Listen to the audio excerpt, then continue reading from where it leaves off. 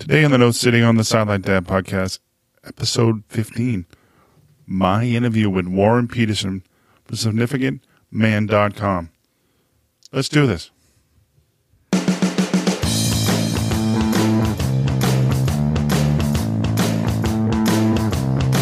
Welcome to the No Sitting on the Sideline Dad podcast, a podcast about a journey of discovery and conversations about not sitting on the sideline of life. Let's get involved. Here's host Joe Foley.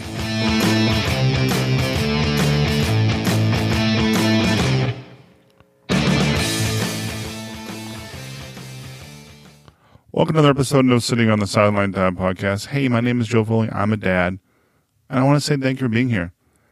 I know as a dad and a parent, time is limited. If you choose to spend time with me, it really means a lot to me. This is a podcast about having a conversation what it means to be a dad and issues not related to being a dad and a parent. I know as a dad, we're busy. We're always busy. And parents, we're always busy. We're going from one thing for another in the daily tasks. We're busy people. This is a weekly podcast dedicated to sense community and conversation. I want to talk to you. You have a conversation about things in life. I really do appreciate you being here. On today's podcast, my guest is Warren Peterson from significantman.com. We talk about a lot of different topics like why being important things in our life, being a significant man. Also, connecting with our family and understanding your purpose and why in your life. A lot of great things in this interview, so let's jump right in. On today's podcast, my guest, Warren Peterson. He is the founder of significantman.com. Welcome, Warren. Welcome to the podcast. Hi, thanks for having me. Something I'd like to get to know you. I think I read a little bit about you, and I thought I might ask that question. You talked a little bit, I started posting on Facebook or something about pizza. Are you a big fan of pizza? Oh, absolutely. Born and raised in Chicago suburbs. Lived there until mid-40s when we decided it was time to move to Colorado. We wanted the mountains and the weather out here, but Chicago pizza will never go out of my system. So yeah, every day is National Pizza Day for me. That's not a bad thing, especially if it has a little bit of bacon and sausage on it. That's really good stuff, my friend. Yeah.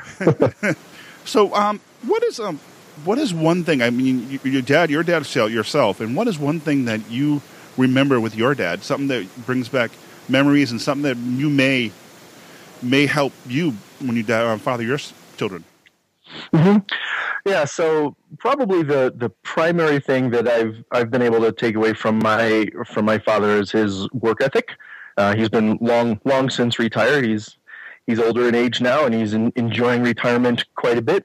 But would be the work ethic. He worked all the time as necessary, did what he had to do to provide for his family. And I would say in terms of personal lessons, that's one that's always stuck with me forever. What is one thing that you remember, like you and your dad did together, that was like your thing? We had a lot of fun in Scouts. So I was in Boy Scouts, and he would spend some time there as one of the scout leaders. So we would go to different scouting events together. He'd spend the weekend camping with the troop and stuff like that. So that was always a lot of fun. Did you make those little cars that send down the ramp and then you race them? Yeah, we did those. Those were Cub Scouts, I think, if I can remember. Yeah, they're Cub Scouts because that's what my son's doing now. Yeah, those were Cub Scouts. Yeah, that was fun too. Well, one thing I'd like to ask you: what is your website about? What is your mission? So my mission is to help men to become significant men, and what I mean by that is when I was first founding that, when I was first working on that, for quite a while I was focusing on success, which is where I think men tend to gravitate towards kind of immediately is success. But as I was talking with more and more men, it became quite apparent that success is a little bit of a incorrect end goal. We can be really, really successful in our lives and still pretty miserable. We can have everything that the world would consider to be necessary and be successful and still be hurting inside. We've seen far too many stories of celebrities that we would think have everything committing suicide. So suicide rates in men are quite high through the roof. And so the idea of chasing after success, although seems a little bit like it's what we're supposed to be doing, isn't actually the right goal. So I went and dug a little bit deeper, at least for myself and the men that I've worked with. And what we're really determined we're after is significance in our lives. And that can happen whether we happen to have what the world considers to be successful stuff or not. You know, somebody could be just regular, everyday, middle America, middle class kind of guy, and he could lead a really significant life. Could be a rich guy. He could lead a significant life.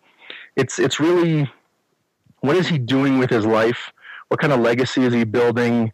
How is he leading his children? How is he connecting with his wife? What's the overall world like him, or a world that he's in like? Is it good? Is it chaotic? That sort of thing.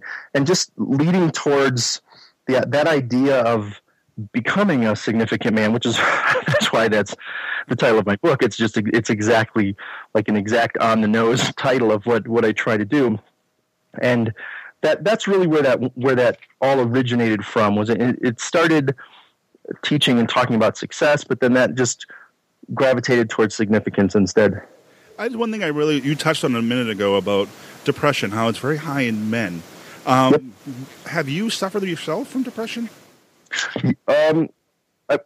Yeah, I was almost, the reason I was pausing there is I almost was going to say unfortunately, but my perspective on that has changed over the years.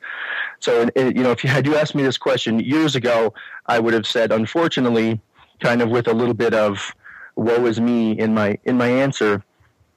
I'm actually grateful for that right now, because it allows me to connect and understand better, with guys who are going through that in a way that I couldn't have otherwise. There's a big difference between academic awareness, theory, and practically having lived through it. So I absolutely have. It sucked. It was a horrible time, but I'm actually grateful that I had that happen during my life. One thing I wondered. I read a little bit of your postings on Facebook. I mean, you were posting a lot of quotes and stuff from your book. And I'm one thing wondering, I think I read something, you mentioned that your grandfather had an influence on you. What was that all about? Well, I had my one grandfather until I was about 6. So he was more of the fun, playful grandpa, because I was quite young when he passed away. My other grandfather I mentioned my own dad. It's his dad.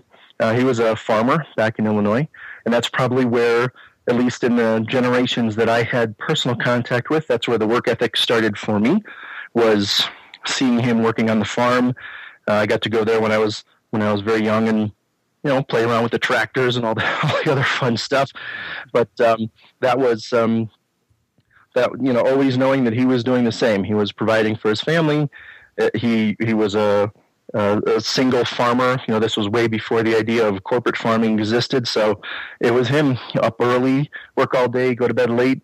And, that was always impressive. What was it like working on the farm though? Was it hot days? Was it corn, carrots, potatoes? What was on the farm? I was just curious.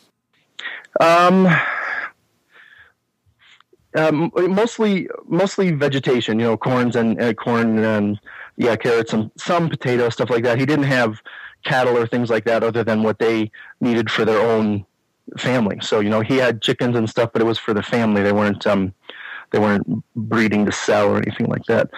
My work was mostly helping, so I was the kid who painted the fence. I was the guy who helped fix the barn, barn door that broke and that stuff.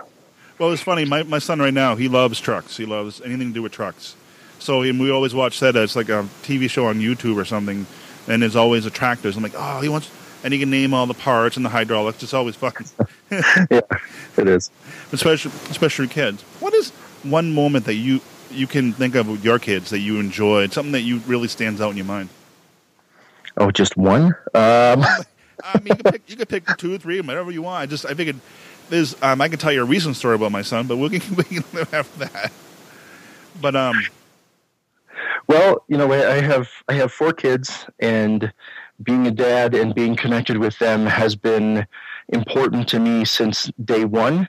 It's obviously part of what my own my own work is, the importance of being a father. So I've been very involved in their lives since they were born. Being an entrepreneurial man, having some control over my hours and things like that. We are a homeschooling family, so I spend great amount of time with my kids, and we get to do all sorts of fun stuff. One memory that sticks out. This was a lot of fun for the kids as well, and it was they don't know, but they're not going to be surprised as they're older to learn. One day when we were homeschooling, I had planned this ahead of time with my wife. I said, the weather is going to be beautiful tomorrow. I'm going to tell the kids in the morning that it's too nice to do school and we have to go to the zoo. So we had that planned ahead of time, and the following day, we sat down as if we were going to pretend our schoolwork, and then I just looked out the window, said exactly that. I said, it's far too nice out for us to do school. Let's go to the zoo. And we just packed up our stuff and went to the zoo and had a great time. So that's just one memory. But I've tried to do stuff like that with the kids since they were born. So I have lots of those, but that's a fun one that kind of sticks out. What is I know I had it as a dad. That's when my son was born. And what is one fear of your dad? One that sticks you up? I think every dad goes through that, I guess. Do you have any fears that stand out in your mind as a father? Yes. Well, I think myself and every other dad is concerned that we're not doing a good enough job. We want to do, especially as men, we're performance oriented, we're do oriented, we're action oriented, and we want to make sure we're doing the job of being a dad to the best of anyone on the planet, let alone our own ability. That's kind of the standard that many of us have. And of course, then we're concerned that we know that we're human and we can't live up to that standard. We're worried, are we too strict? Are we too lenient? Are we just becoming the dad who only hangs out to play now and then and leaves everything else to mom? Stuff like that. But for me personally, I want to make sure that I'm doing the best job that I can. And as the kids get older, the relationships change, and that's where you start to morph more into kind of a friendship mentoring role versus a straight parenting role, because your kids are becoming adults themselves. And, each one of those transitions has its own unique challenges. As soon as you're prepared for the one part of being a dad, they keep growing up, and you end up into the next part of being a dad. You have toddlers, and that they have their own challenges. Then you have young kids, then you have teenagers, and then college. And every one of those phases, they're different, and it's learning a whole new way of interacting with your kids each time. Well, it's funny you say that. My son just turned 3. He's 3.5 now. It's like he's 3 going on 30. Daddy, no. Daddy, no. Yes, no. He's like the negotiator. He's just, he knows everything with me. And it's funny you say seasons, because I watch him growing from this little baby. It looked like a clay with a head on it. And then all of a sudden it grows, starts talking, and then it has its own mind. And I'm like, 3 years old. You mean, seriously? You can't even drive yet. Oh, but he wants to. Oh, yes, he does. One thing I read a few of the quotes from your books, and then I'm wondering, what is it? How do you build a legacy? A legacy as a dad. I just curious, because I'm always trying to figure that out myself too. Because we go day by day and just do the things we need to do, but we don't really think about the future. And I'm wondering what your thoughts on that is. Yep. So that's obviously a big one, and that's important to me. It's important to my work. Is that concept and that idea, and what that ties to, back to one of your earlier questions where I was discussing the difference, at least as I see it, between success and significance. And I think those questions are they're tied together. And what I mean by that is the guy who leaves a legacy, it really has nothing to do with his material wealth. It has nothing to do with the stuff that he's accumulated over the years. It's very much tied to how he leads other people, how he leads his own family, the relationships that he's created over the years, the values and the morals that he's instilled in his own kids, the stuff that will last after we're gone. And we all know that the things are gone, right? We can, I happen to be a fan of a Ferrari. I don't own one. But I may one day. I don't know if it's a good investment or not. But I die, that's gone. Of course, I can leave it to somebody in a will, but that's somewhat irrelevant. It's gone. But how I interact with people, how I build relationships, how I impact people's lives while I'm here, that's the stuff that really matters, and that's where legacy comes from. And you can do that intentionally. We intentionally build those other things. We intentionally have a career or a job or whatever to build our income. We intentionally might be working on an investment portfolio. We intentionally might be acquiring other assets. That's all pretty straightforward for most men. We may or may not be where we want to be at the moment, but we kind of get what we're supposed to be doing. The legacy side is the one that we don't understand, and that's where it comes into play. Are the relationships that we've built, the way that we've impacted people's lives, and how we're leading our own families. Another thing too, and it seems like you're a faithful person. How does faith play in your part in your family, in your life? It's a big part, and to me, it's somewhat of a necessity because. In your prior question where I'm mentioning, your values, your morals, and that sort of thing, and without getting into a big theological conversation, to me, that requires a degree of faith. If you don't view your world as having any impact beyond the world that you're in right now, it's very hard to build something bigger than that isn't just monetary wealth, that isn't just the physical stuff that you can leave behind. So I find those go hand in hand. I find it's difficult to become who you really want to become on your own journey, on your own path, without the faith component. Do you think that sometimes as dads, and since we get so busy and so involved in things, do we lose our why? Because I think sometimes, right now I'm going through this season of my life and being so busy, I lose my why. Is that possible, do you think, or losing your why? Like the power. Is it possible? Yes. Yeah, I would say almost everybody deals with that, and I would say that many don't get back to it.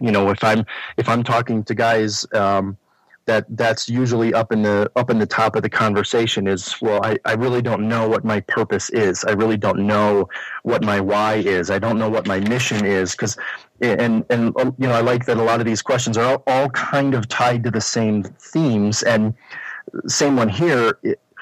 If you tell a guy your why is to make money so your family can buy stuff, you're like, okay, I got it. That's like as clear cut as it can be. And as men, sometimes that's all we want. We just want, give me the answer. What is my thing? Just write it down and I'll do it. That's occasionally I talk with ladies, and that's what I try to tell them. I said, if you tell him what to do, he'll do it. If you imply, he has no idea what you imply.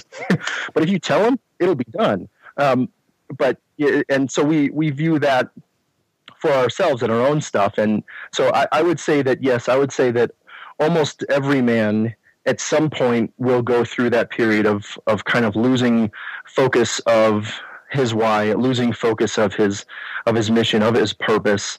And it's tough when you're in that. That ends up even tying back into your prior question about depression. That's a reason for many men. They're like, I don't know why I'm doing any of what I'm doing. I don't know what is the point. What is this all for? That's all tied together. So I think that's extraordinarily common. I would guess that virtually everyone who is hearing this has at some point or is right now having that same question. Yeah, we lost you. I lost you for a second. Sorry. Well, there's no problem. And okay. What is wondering is interesting is, and I thought about it while you were talking about, and I found podcasting, and it opened up my mind and meeting different people like yourself, and other people, and I felt like, and then a whole new world opens up. But I can understand being stuck. I totally understand until I found podcasting, and So you're not? You said you're an entrepreneur. What is an entrepreneur mean to you? I know it must be awesome to stay home with be home with your kids and spend time with them and talk to them and be part of their lives. What is an entrepreneurial life as a dad? What is that like? Well, kind of what you just encompassed. Actually, that's one of the primary drivers. Is the freedom to be able to do that. The ability to be able to, if you decide you want to take a day off and go to the zoo, you just go. There's no one to call into. There's no one to check with. There's no one to run it by, to get approval from. You just go. And I think that freedom aspect, if I were to summarize for most entrepreneurs, and can't speak for all of them, but for most, I would say that freedom aspect is a primary driver. The reality of business will dictate that the entrepreneur who has the great idea and makes it work and becomes a millionaire overnight, I think everybody is mature enough to realize that's not reality. You can do great, you can do well, but business is business. The freedom side of it, the freedom aspect of it, being able to be in control of your future, in control of your destiny, being able to have those moments with your family whenever you want, not being tied to taking spring break on the week that the school says you can, stuff like that. I would say that's for me, that was and continues to be a primary driver, and I think for a lot of guys it's the same. It's the freedom aspect. Another thing you talk about living life with no regret. I mean, I guess I remember listening to Steve Jobs' little video about living life. I think it was like living life with no regret. I'm not really sure quite words. I don't have them in front of me. But what do you mean by that? What is living life with no regret? Because in the end, it is the end. And I guess that's, and then we go back and look at our life, going all the things we could have done. So I see you as a dad, and it's very inspiring that you can spend time with your kids and be home with your kids. So I guess I'm not saying you don't live in I don't know what no regret means to you. That's what I'm trying to get at. So no regret to me would be that you do get to that end of your life and you don't really have a big list of things you wish was different or wish were different in your life. Of course, everybody always has things they look back and go, what about that? Or what if I had done that? Or what about that? So there's, that would be an impossibility to be on that particular viewpoint. But there are far too many stories out there of men who seem like they have done well with everything, who are sitting there on their deathbed, and all that's in their mind are the things they screwed up, the things they wish they could have done differently, the things they wish they could go back in time and change. It's those sorts of things that you want to try to address now, if you're able to. It kind of, when I think about that, I think about time and money. I mean, I can buy, like, for example, I can buy my son all the toys or whatever he wants, but it in reality really wants my time. And when you're saying that, it made me think about that. I mean, time is more important. I made a decision a couple of weeks ago that no more toys. It's going to be experiences and time spent with Dad instead of buying it. And it made me think about that. Yes, and that's the number one regret that most men have, is that they wish they would have spent more time doing the stuff that actually mattered instead of working 100 hours a week to earn an extra $100. But that's really, if you were to kind of summarize it, it would just be that they felt they didn't focus, they didn't have the right priorities during their lives. And now at the end you can't go back, you don't get the time back. Well, you said priorities. Do you have like a goals? Do you have a family goals? Do you set like every year? Do you guys sit down and go, this is what we're going to do this year in family goals? Is that important to you guys, or? We don't do that much because we're all kind of on the same path. So in we have a little bit of a unique situation in that the kids, my wife, myself, we're heading on the same path. So our conversations tend to be around, are we on the path? For a lot of men, they've never had those conversations with their wives at all. What do you want the future to look like? What do you want? What do you want to do in 2 years and 5 years and things like that? I think that's critically important I think that most men are somewhat afraid of that conversation with their wife, because they think that their wives won't understand, but they do. Our wives want our happiness just as much as we want their happiness. So it's important to have those conversations and get that out in the open and get everybody on the same page, moving in the same direction. It almost realize if they're not on the same direction, if they don't have those conversations, and then you can really head down a path that you got. That's not a good path to go, like divorce. Yeah, absolutely. Or if not that, that's where the roommates thing comes into play, where you have a couple that's married, and then in my case, since I talk with the guys, I hear it a lot. I say I wish my wife wasn't my roommate, and that's a big part of it. Is you have different expectations, different goals, different priorities, different places that you're wanting to go, and so you're actually heading in opposite directions. That's it. It's a true thing. No, I really want to ask you, because I'm afraid of video, Sure. And I'm really interested in what you do on YouTube. Okay, what would you like to ask? How is the response you're getting from all the videos you do on YouTube, and do you do also Facebook Live too? I don't do Facebook Live yet. I don't do YouTube Live yet at the moment. I may. That seems to be the way that the world of video is going. The platforms themselves are pushing that. That's what they want. I don't know if I'll do the live thing. I'm not sure if that's, other than maybe like live Q&As and things like that, just chatting with people.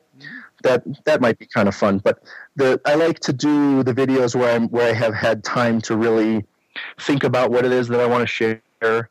They're all pretty short videos, for just a couple minutes. I think the longest one I have is like 8 or 9 minutes.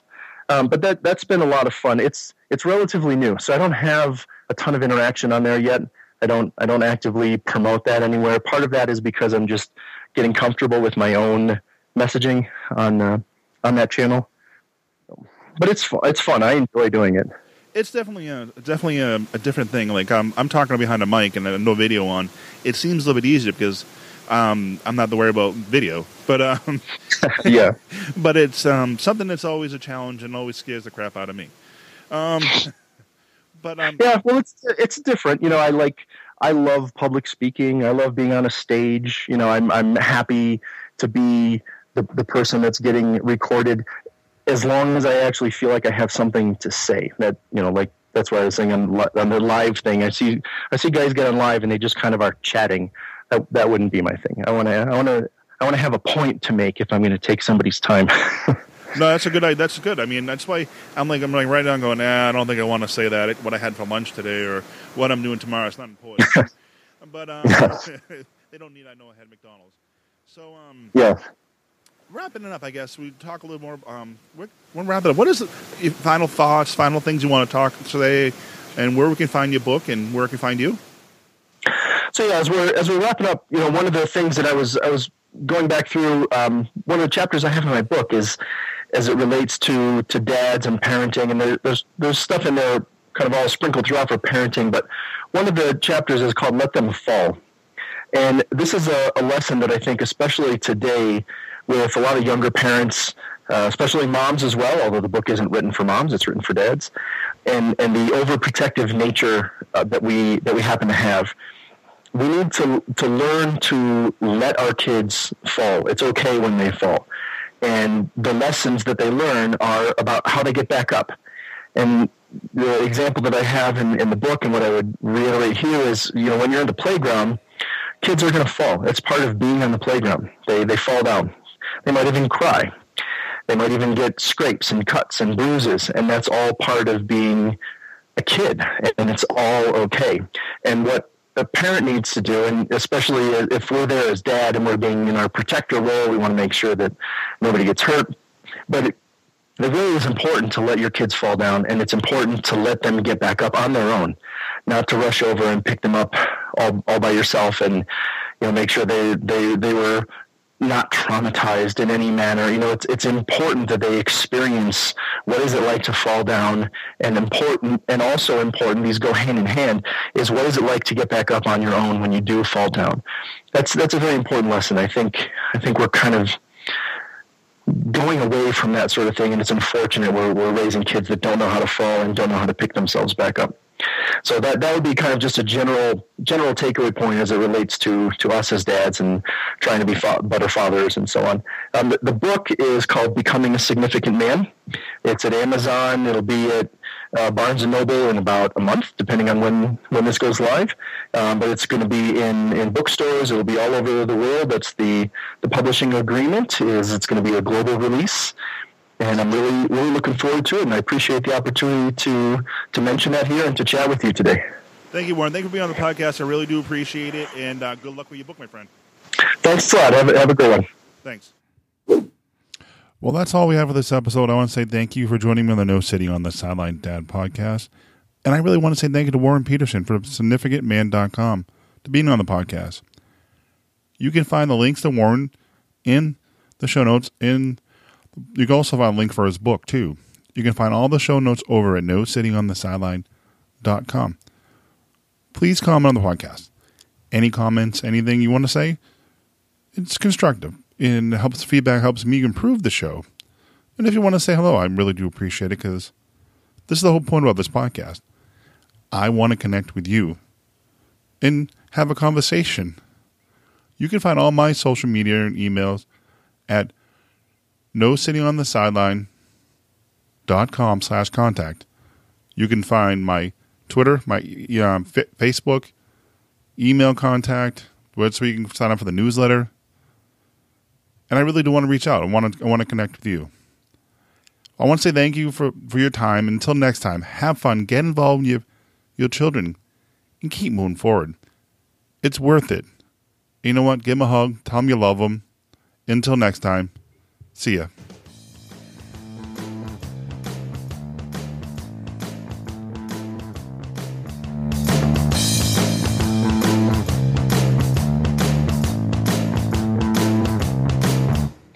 Thank you for listening to the podcast.